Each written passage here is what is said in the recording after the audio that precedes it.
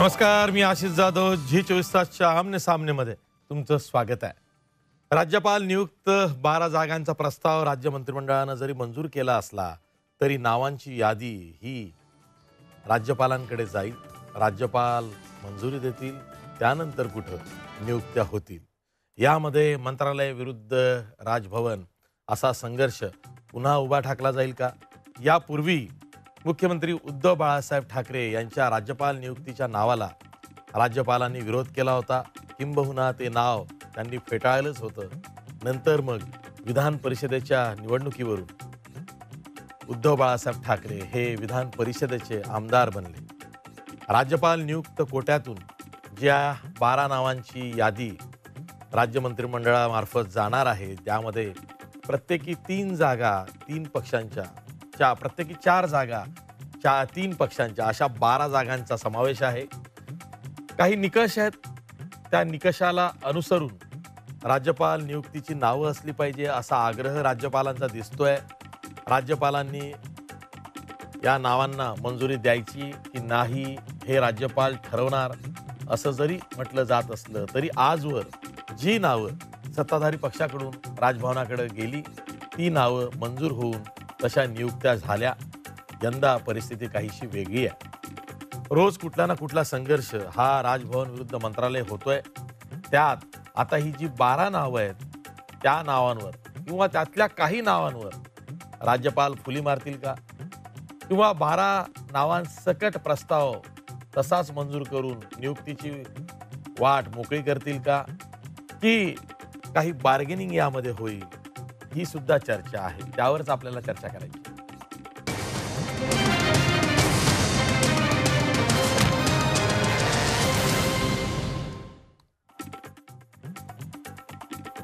या चर्चेच्या सुरुवातीलाच आज जो कलगीतुरा रंगलेला आहे तो म्हणजे राज्याचे ग्रामविकास मंत्री हसन मुश्रीफ विरुद्ध भाजपचे प्रदेशाध्यक्ष चंद्रकांत दादा पाटील. हसन मुश्रीफ असं म्हणाले की चंद्रकांत दादा पाटलांनी असं सांगितलेलं आहे की राज्यपाल आणि विरोधी पक्षनेते यांनी ठरवलंय की कुठल्याही परिस्थितीत राज्यपाल नियुक्त आमदारकीच्या नावांना मंजुरी द्यायची नाही. त्यावरती चंद्रकांत दादा पाटील यांनी सुद्धा संध्याकाळी प्रतिक्रिया दिलेली आहे. दोघंही काय म्हणतात बघा.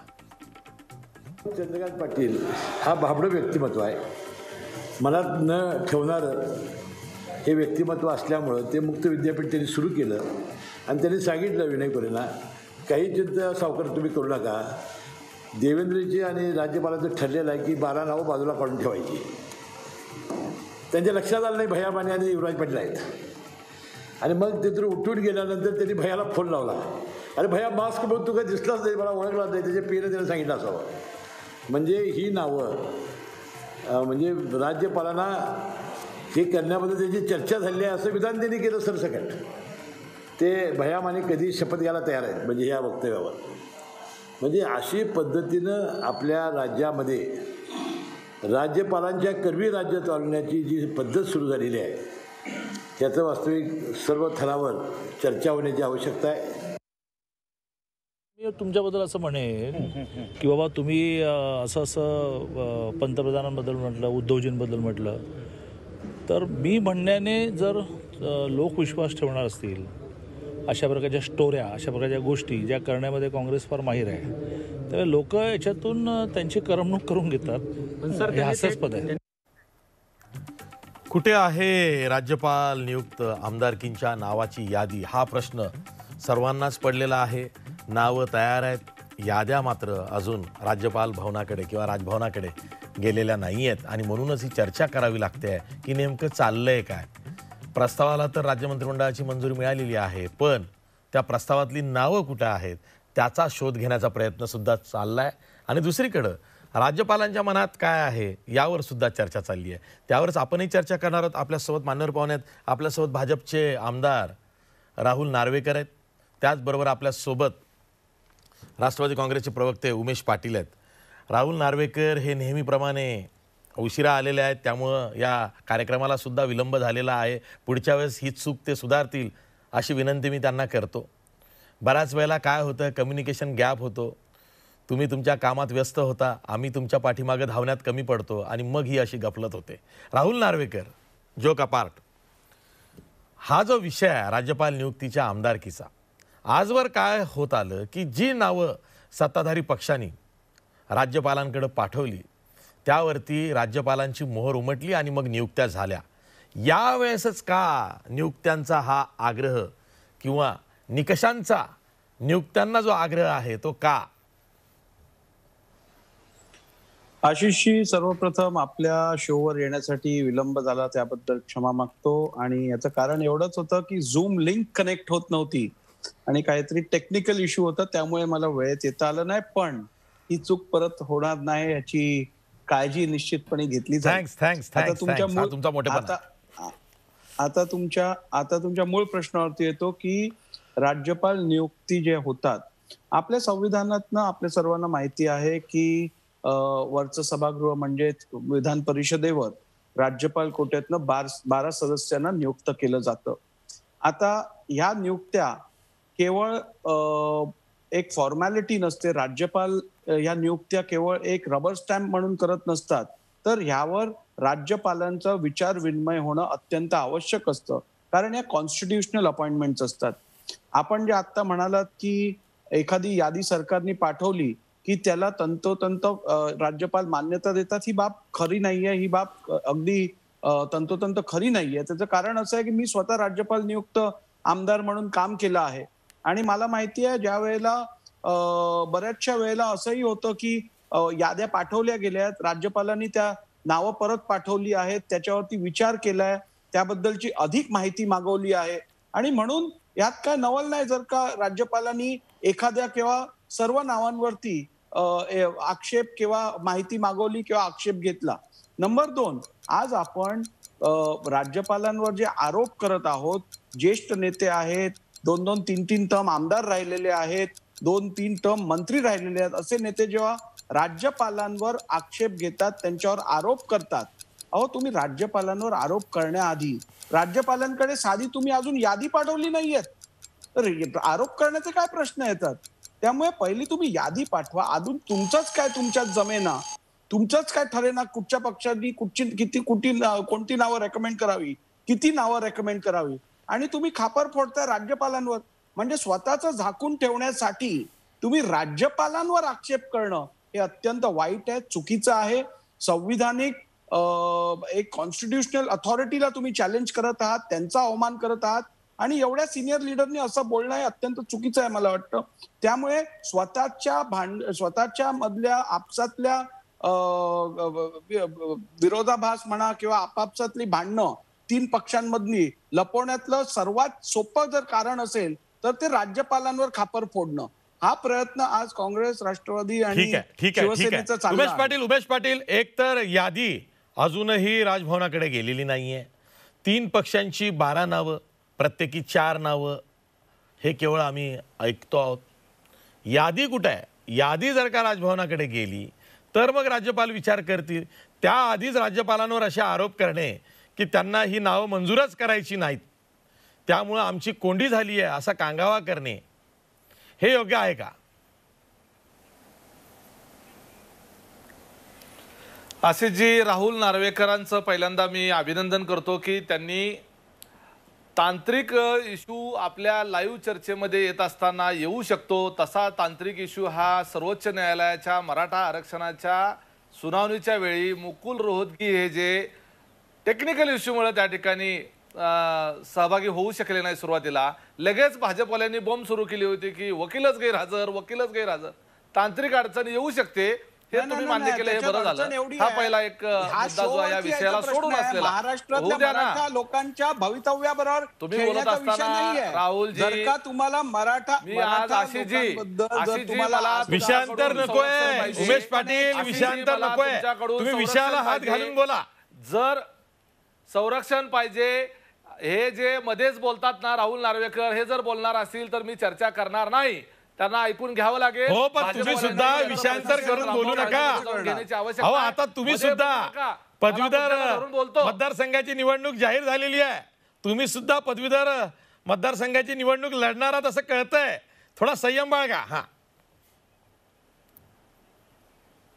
ठीक आहे. मुद्दा असा आहे की आज हसन मुश्रीफ साहेबांनी आज एक चंद्रकांत दादा पाटील आणि त्यांनी बोलत असतानाचा एक किस्सा सांगितला आणि ते सांगत असताना अनावधानाने त्यांनी कबूल केलं की देवेंद्रजी फडणवीस आणि विद्यमान राज्यपाल यांच्यामध्ये म्युच्युअल अंडरस्टँडिंग झालेला आहे. यांनी कुठली का नावं पाठवेना, राज्यपाल हे नावं जे आहे ते स्वीकारणार नाहीत, त्याच्या मागे कुठलं तरी कॉन्स्टिट्यूशनल कारण दिलं जाईल, कला साहित्य विज्ञान शास्त्र या क्षेत्रातली माणसं नाही आहेत किंवा राजकीय माणसं स्वीकारणार नाही आहेत असं कारण सांगून ती नावं बाजूला ठेवली जातील.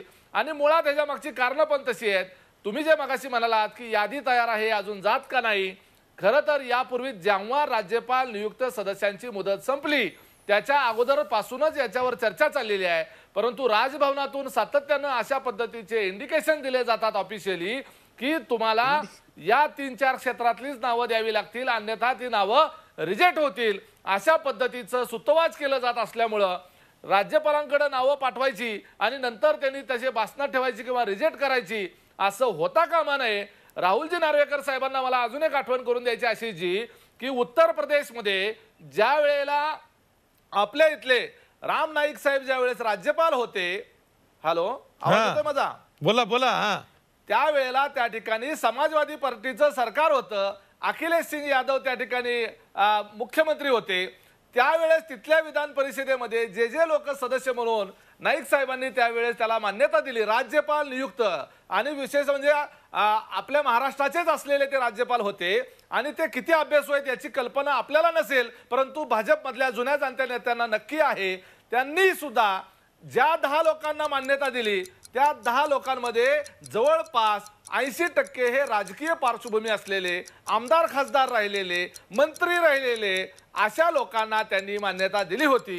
परंतु राजभवनातून सातत्यानं अशा पद्धतीचा आग्रह केला जातो की हे जे राज्यपाल नियुक्त सदस्य आहेत त्याचा पूर्ण अधिकार राज्यपालाचा आहे. पण एक गोष्ट आपल्या संविधानामध्ये सांगितलेली आहे की राज्यपालाला शासनाने दिलेला सल्ला हा बंधनकारक असतो. राज्यपालांचा विचार किंवा राज्यपालांचा सल्ला हा शासनाला बंधनकारक नसतो. अप्रत्यक्षरित्या तो सल्ला जो असतो तो अप्रत्यक्षरित्या निर्णयच असतो. राज्यपालांनी बाय डिफॉल्ट त्याला मान्यता द्यायची असते. राहुल नार्वेकर, उमेश पाटलांनी असा दावा केलेला आहे की राज्य मंत्रिमंडळ परंतु पुन्हा निर्णय घेऊन शिक्कामोर्तब करून तो राज्यपालांना प्रस्ताव जर का राज्यपालांकडे पाठवत असेल तर राज्यपालांना राज्य मंत्रिमंडळाचा प्रस्ताव हा स्वीकारणं बंधनकारक आहे.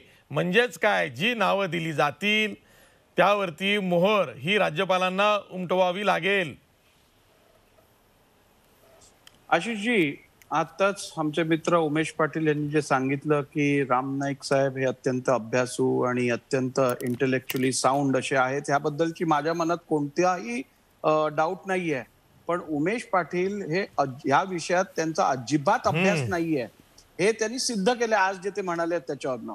आर्टिकल 171 खाली क्लिअर इंडिकेशन आणि मॅन्डेट दिलेला आहे गव्हर्नर साहेबांना की त्यांनी नियुक्त्या करताना 4 फील्ड मधल्याच कराव्यात आणि हे कॉन्स्टिट्यूशनल मॅन्डेट आहे. हे काय राज्यपालांनी बनवलेलं कारण नाहीये. त्यामुळे तुम्ही आर्टिकल 171चा थोडा अभ्यास करा, तुम्हाला समजेल राज्यपाल नियुक्त्या कशा केल्या जातात आणि कोणत्या आधारावर केल्या जातात. राज्यपाल नियुक्त्या करताना तुम्ही एखाद्या आर्ट फील्ड मधले असायला पाहिजे, तुमच्याकडे एखाद्या कोऑपरेटिव्ह मुवमेंट विषयाचं स्पेशल नॉलेज असायला पाहिजे, तुम्ही एखाद्या सोशल सर्व्हिस मध्ये तुमचं चांगलं ज्ञान असलं पाहिजे. या एक डिफाईन्ड टेरिटरीज आहेत ज्याच्यातनं अपॉइंटमेंट होऊ शकतात.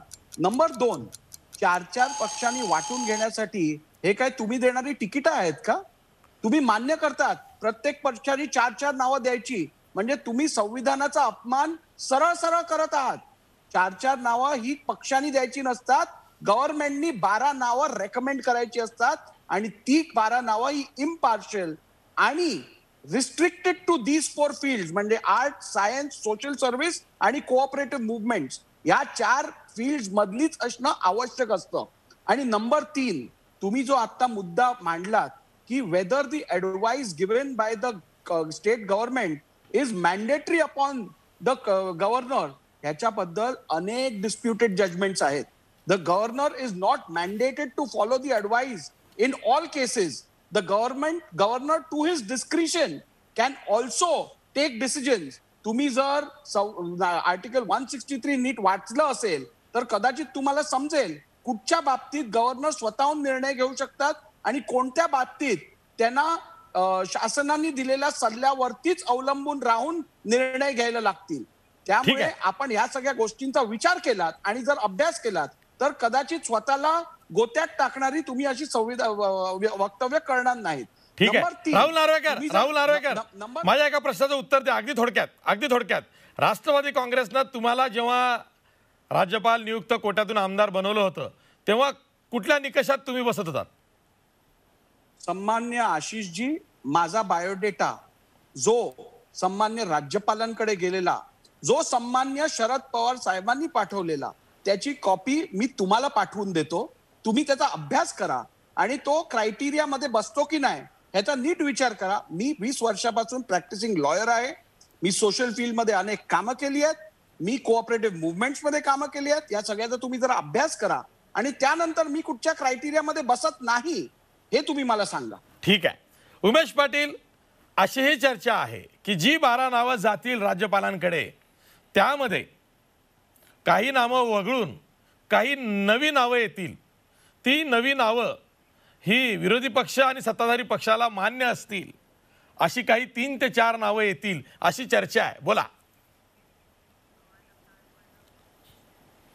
नाही, चर्चा जी आहे ही नावं जी आहेत ती गोपनीयच आहेत. अजूनपर्यंत ती जाहीर झालेली नाहीत. जे काही चर्चा आहे ती फक्त माध्यमांमधून आहे.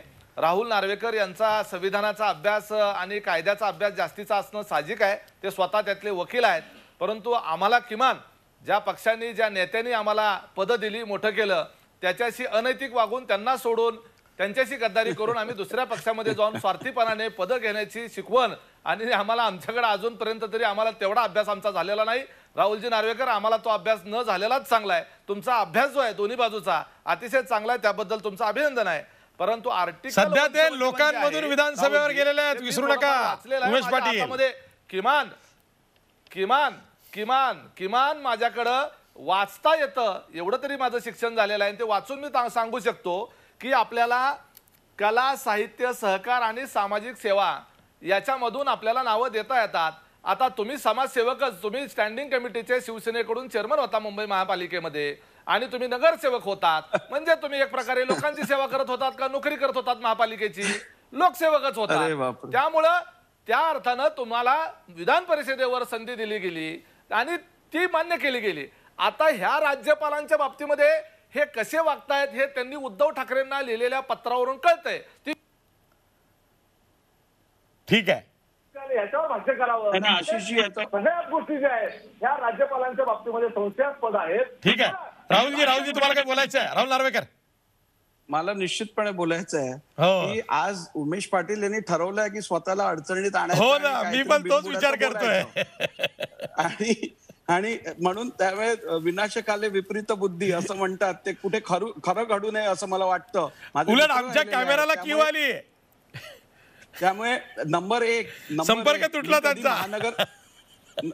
नंबर 1 मी कधी महानगरपालिकेचा सदस्य नव्हतो. नंबर 2 मी स्टँडिंग कमिटीचा चेअरमॅनही नव्हतो.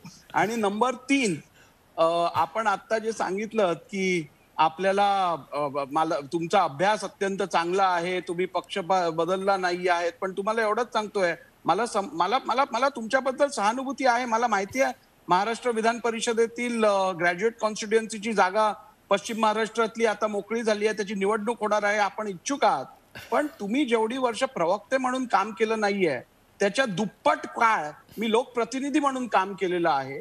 आणि त्यामुळे मला माझ्या जबाबदाऱ्या तुम्ही शिकवू नका. मला समजतंय तुम्हाला सध्या सुप्रियाताई आणि अजितदादा यांच्यात बॅलन्स कसा आणून द्यायचा ह्याच्यामधली चटपट लागली असेल, पण मला ही सगळी जत्रा करायची नव्हती आणि करता येत नाही म्हणून काही निर्णय मी घेतले असतील. त्याचं तुम्हाला स्वाभिमान असणाऱ्या माणसाला ते समजतं. स्वाभिमान ज्याला नसेल त्याला समजत नाही. त्यामुळे तुम्हाला हे समजलं नाही तर मला नवल वाटत नाही, याची आपण नोंद घ्यावी. ठीक आहे. थोडक्यात काय, ज्या पद्धतीची चर्चा चालली आहे मुद्द्यावर बोला. राज्यपाल नियुक्त जागांचा, त्या जागांवरती नावांचा जो फेरविचार वारंवार होतोय आणि म्हणूनच यादी ही रखडते, त्यामुळं हे इतकं सोपं नाही आहे. एकतर नावं निवडणं आणि राज्यपालांकडे पाठवल्यानंतर राज्यपालांनी त्यावरती शिक्कामोर्तब करणं. राजकारण बरंच घडणार आहे. राजभवनाचा वेटो हा वापरतात का राज्यपाल की नाही? राज्य मंत्रिमंडळानं मंजूर करून पाठवलेला प्रस्ताव आहे म्हणून फुली न मारता शिक्कामोर्तब करतात नावावर, हे बघायचं आहे. पण हे सगळं काही खूप इंटरेस्टिंग आहे. राज्यपाल ठरवलं तर खोडा घालू शकतात का, हाच कळीचा मुद्दा आहे. त्यावरच आपण रोज ही चर्चा करण्याचा प्रयत्न करतो आहोत. कारण महाराष्ट्रामध्ये मंत्रालय विरुद्ध राजभवन असा जो संघर्ष या आधी सुद्धा अनेक वेळा उफाळून आलेला आहे, पण यावेळेचा संघर्ष हा गेल्या 9 महिन्यांपासून आहे. तो अजूनही थांबत नाहीये, किंबहुना तो लांबतोय आणि म्हणूनच आपली चर्चाही बरीच लांबते. आम्ही दोन्ही मान्यवर पाहुण्यांचे आभार मानतो. इथंच थांबतो. पाहत राहा झी 24 तास. राहा एक पाऊल पुढे.